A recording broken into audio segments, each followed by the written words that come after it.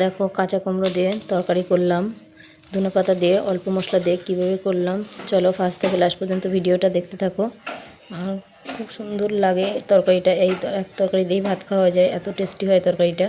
তো কীভাবে রান্না করলাম চলো ফার্স্ট থেকে লাস্ট পর্যন্ত ভিডিওটা দেখতে থাকো। বন্ধুরা তোমরা কেমন আছো? আশা করি ভালো আছো, আমিও ভালো আছি। তো আজকে দেখো নতুন একটা রেসিপি নিয়ে এসেছি। আজকে করব কুমড়ো দিয়ে খয়রা মাছ দিয়ে তরকারি। তো এই যে খয়রা মাছ নিয়েছি, আর এই যে কুমড়ো কেটে নিয়েছি সুন্দর করে, আর নিয়েছি লঙ্কা বাটা আর ধনেপাতা কুচি। তো এখন লবণ হলুদ দিয়ে মাছটা মেখে নেব। এখন লবণ দিয়ে দিচ্ছি, দিয়ে দেবো, দিয়ে সুন্দর করে মাছটা মেখে নেব।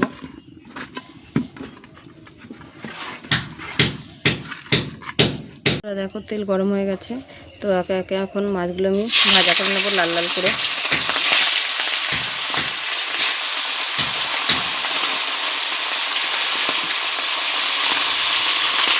সুন্দর করে ভাজা করে নেবো। বন্ধুরা দেখো মাছটা ভাজা হয়ে গেছে, কত সুন্দর করে ভাজা করে নিয়েছি। তো এখন আমি তুলে নেব। খুব সুন্দর করে ভাজা করে নিয়েছি, এখন তুলে নিচ্ছি। নিয়েছি ওই মাছ ভাজার তেলে বন্ধুরা এখন দিয়ে দেবো জিরেটা লাল লাল করে ভাজা করে নেব। ভাজা জিরে আমি তুলে নেব। দেবো তেজপাতা,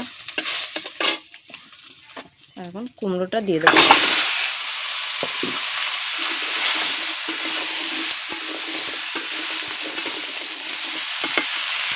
এখন লবণ দিয়ে দেবো।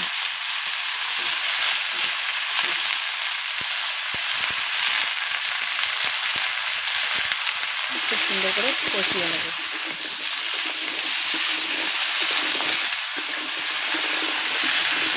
বন্ধুরা দিয়ে দেবো হলুদ,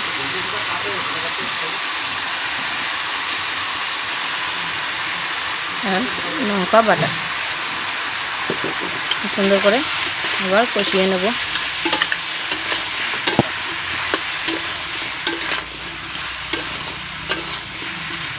খুব সুন্দর করে আমি কিন্তু কষিয়ে নিয়েছি।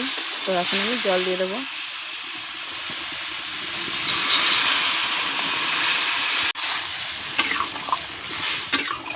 এখন ঝোলটা ফুটতে থাকবে। দেখো ঝোলটা ফুটে গেছে, তো এখন আমি মাছগুলো দিয়ে দেবো।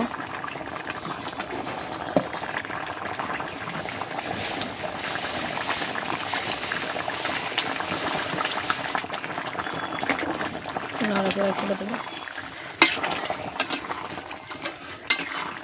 আর একটু হবে। আর এখন আমি এই ভাজা জিরেটা বেটে নেব। দেখো বন্ধুরা হয়ে গেছে প্রায়। এখন আমি দিয়ে দেবো ধনেপাতা কুচি আর চিনি। নাড়াচাড়া করে দেবো।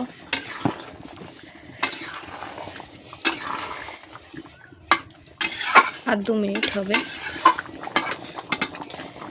এখন ভাজা জিরেটা দিয়ে দেবো বাটা। এখন বন্ধুরা নামিয়ে দেবো আমি।